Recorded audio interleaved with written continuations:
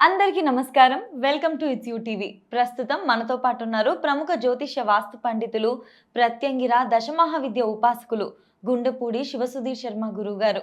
గురువుగారితో మాట్లాడి మరిన్ని విషయాలు తెలుసుకునే ప్రయత్నం చేసేద్దాం. అంతకంటే ముందు ఇటువంటి ఆధ్యాత్మికపరమైన వీడియోస్ కోసం ఇప్పుడే మన ఛానల్ని సబ్స్క్రైబ్ చేసుకోండి. నమస్కారం గురువుగారు. శ్రీమాత్రే నమః. శ్రీ గురుభ్యో నమః. గురుగారు, ఈ నెల 7వ తారీఖున మనకి భాను సప్తమి ఉంది కదా. ఆ రోజు సూర్యారాధన చాలా ప్రత్యేకంగా చేస్తూ ఉంటారు. అవునా? అసలు ఆ రోజు యొక్క విశిష్టత ఏంటి? ముఖ్యంగా ఆరోగ్యం భాస్కరాదిత్యేత్ అని శాస్త్రం చెప్తూ ఉంటుంది. మనకు ఆరోగ్యాన్ని ఇచ్చేటువంటి వాళ్ళు ఎవరు అంటే సూర్య భగవానుడు. అందుకనే సమస్త జీవకోటి రాశికి, ప్రాణులన్నిటికీ ఆరోగ్యాన్ని, శక్తిని ఇచ్చేటువంటి వాడు సూర్యుడు. అవునా? సూర్యుడు లేకపోతే ప్రపంచం లేదు. ఎండలేనటువంటి దేశాలు ఎంత బాధపడుతున్నాయో మనం చాలా చోట్ల చూస్తూనే ఉంటాం. మన అదృష్టవశాత్తు కాలాలు ఏవైతే ఉంటాయో, వర్షాకాలం కావచ్చు, ఎండాకాలం కావచ్చు, శీతాకాలం కావచ్చు, అన్నీ కూడాను కాలానుగుణ్యంగా మనకు వచ్చినటువంటి వాతావరణ మార్పులు ఉంటున్నాయి. కొన్ని దేశాల్లో 6 నెలలు ఎండాకాలం, 6 నెలలు శీతాకాలం. కొన్ని దేశాల్లో అసలు ఎండాకాలం, ఎండ పొడపడనటువంటి దేశాలు కూడా కొన్ని ఉన్నాయి. అసలు ఎండ పొడపడకపోతే నిజంగా, అంటే ఇప్పుడు చెప్తుంటానన్న, మీకు అమెరికన్స్ చూడండి, వాళ్ళు చూడటానికి తెల్లగా కనబడతారు, కానీ స్కిన్ మీద మొత్తం డాట్స్ ఉంటాయి వాళ్ళకి. దేనివల్ల?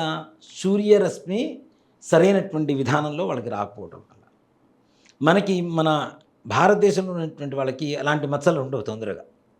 అవునా? ఉంటే తెల్లగా ఉంటారు, లేదా నల్లగా ఉంటారు, సాంసానిగా ఉంటారు, ఒక విధానమైనటువంటి ఒక కళగా ఉంటుంది. వాళ్ళు ఎంత తెల్లగా ఉన్నా ఏదో పాండురోగం ఉన్న వాళ్ళలాగా ఉంటారు తప్పితే అంత అందంగా కనబడేటువంటి లక్షణాలు ఉండవు. అందాన్ని, అసలైనటువంటి ఐశ్వర్యమైనటువంటి ఆరోగ్యం అనేటువంటి ఐశ్వర్యాన్ని ఇచ్చేటువంటి వాడు సూర్యభగవానుడు మాత్రమే. అందుకనే సూర్యకిరణాలు భూమి మీద పడడానికి ఎవరైతే సహకరిస్తూ ఉంటారో వాళ్ళని బ్రాహ్మణులు అని పిలుస్తుంటారు. అసలు బ్రాహ్మణుడికి అంత ఉన్నతమైనటువంటి స్థానం రావడానికి కూడా పరిస్థితి ఎందుకు వచ్చింది అంటే, త్రికాల సంధ్యావందనం అని చెప్పి 3 పూట్ల సంధ్యావందనం ఉంటుంది నాన్న. పొద్దున ప్రాతకాల సంధ్యావందనం, మాధ్యాహ్న సంధ్యావందనం, రాత్రి సంధ్యావందనం, సాయం సంధ్య. ఈ 3 సంధ్యల్లో కూడాను సూర్యభగవానుడికి సంధ్యావందనం చేసి గాయత్రి తర్పణం వదులుతారు, అర్ఘ్యం బ్రాహ్మణులు. ఇవెందుకు అంటే, ముఖ్యంగా చెప్పాలంటే నాన్న, గాయత్రి మంత్రంతో నీళ్ళని అభిమంత్రించి నీళ్ళని ఇట్లా వదులుతూ ఉంటారు, తర్పణం వదులుతూ ఉంటారు. ఈ తర్పణం చేస్తే బ్రాహ్మణుడు ఎందుకు అంత ఉన్నత స్థానానికి వెళ్తున్నాడు అనే విషయానికి వస్తే, సూర్య భగవానుడికి 3 పూటల అసురులు అడ్డుగా వస్తూ ఉంటారట. అసురులు అంటే రాక్షసులు. ఆయన సూర్యకిరణాలు భూమి మీద పడకుండా ఉండేందుకు అడ్డుగా వస్తూ ఉంటారు. ఈ అడ్డుగా వచ్చిన కిరణాలని సంహరించడానికి ఎవరు చేస్తున్నారు? గాయత్రి మంత్రంతో అభిమంత్రించినటువంటి నీళ్లు ఏవైతే ఉన్నాయో అవి అస్త్రాలుగా పోయి ఆ రాక్షసుల్ని సంహరించేస్తాయి. కాబట్టి భూమి మీద సూర్యకిరణాలు పట్టడానికి దోహదపడేటువంటి వాళ్ళు ఎవరు? బ్రాహ్మణుడు. సంధ్యావందనం చేసేటువంటి వాళ్ళు ఎవరైనా. అది అంటే ఒకటి చెప్తానన్న, వేద విద్య నేర్చుకున్నంత మాత్రాన బ్రాహ్మడు కాడు. ఆత్మజ్ఞానం ఉండాలి, లోక జ్ఞానం కలగాలి, వేద జ్ఞానం కలగాలి, ధర్మాచరణ ఉండాలి. వీళ్ళు బ్రాహ్మణులు. అందుకని ఒక మాట కూడా చెప్తుంటారు, జగమెరిగిన బ్రాహ్మడికి జంధ్యమేలా.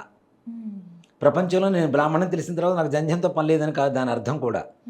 జగము అంటే ప్రపంచంలో ఏమి ఉందో ఏది లేదో తెలుసుకున్న వాడికి జంధ్యంతో పని లేదు, వాడు బ్రాహ్మణుడే. అంతే కదా? ఏముందో ఏం లేదో తెలుసుకున్నవాడు బ్రాహ్మణుడే గ్యారంటీగా.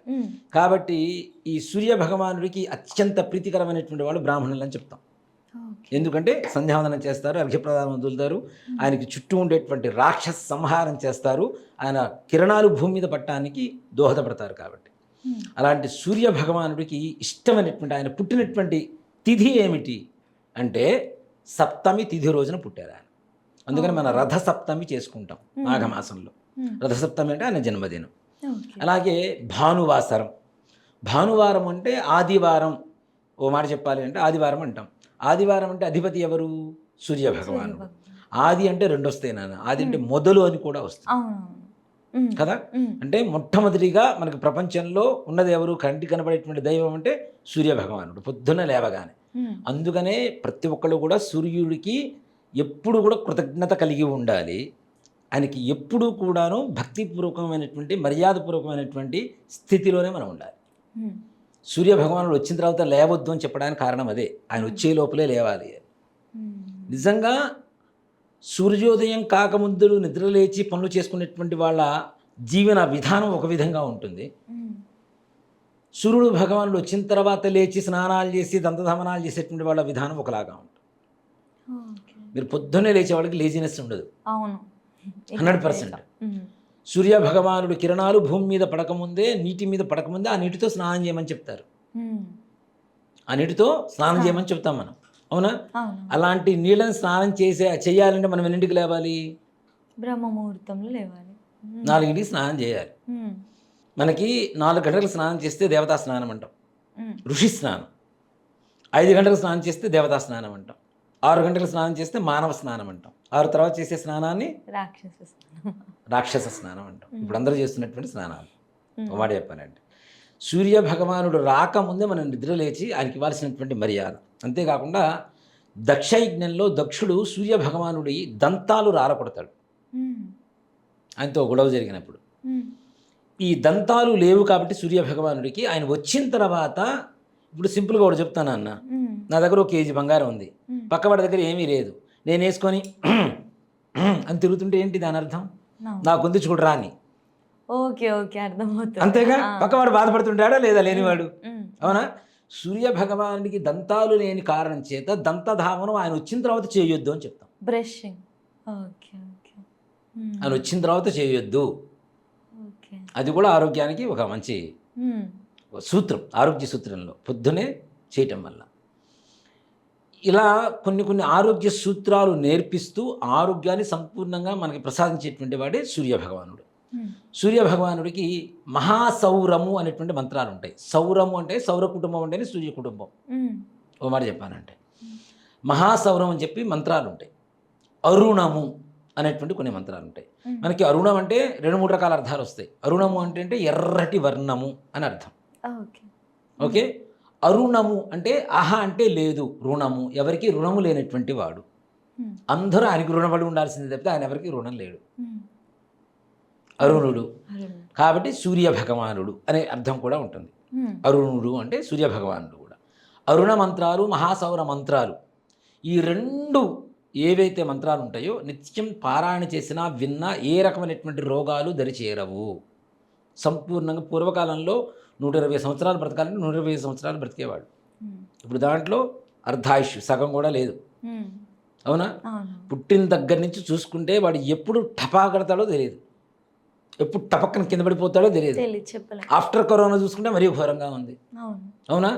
హార్ట్ ప్రాబ్లం వస్తుంది. అంతకుముందు హాస్పిటల్కి తీసుకెళ్లేదాకా ఉండేవాళ్ళు, ఇప్పుడు ఉన్నట్టు క్లాప్స్ అయిపోతున్నారు, కింద పడిపోతున్నారు కదా.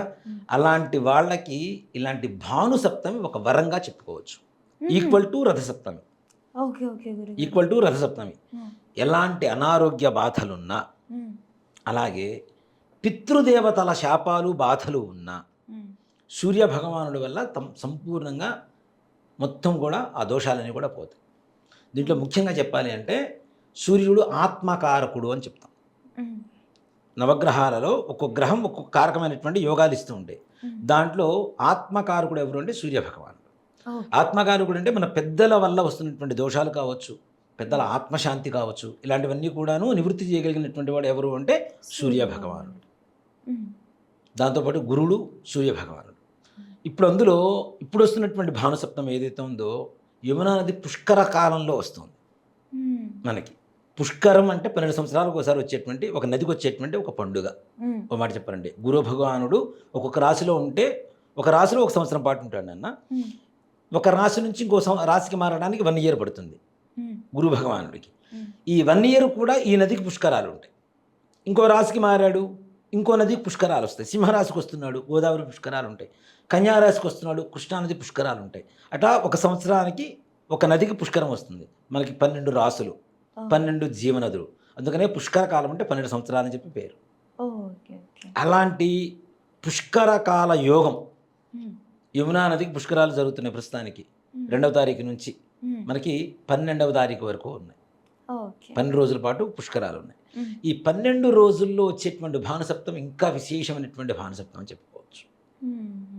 భానుసప్తమి చాలాసార్లు వస్తూనే ఉంటుంది, కానీ అందులో ఈ మాసంలో వచ్చేటువంటిది ఇప్పుడు మనకి ఈ సమయంలో పుష్కర కాలం వచ్చేటువంటి ఇది అధిక జ్యేష్ఠ మాసం. అవును గురువు. అవునా? అధికస్య అధికం ఫలం అని చెప్పి మన శాస్త్రం చెప్తూనే ఉంది.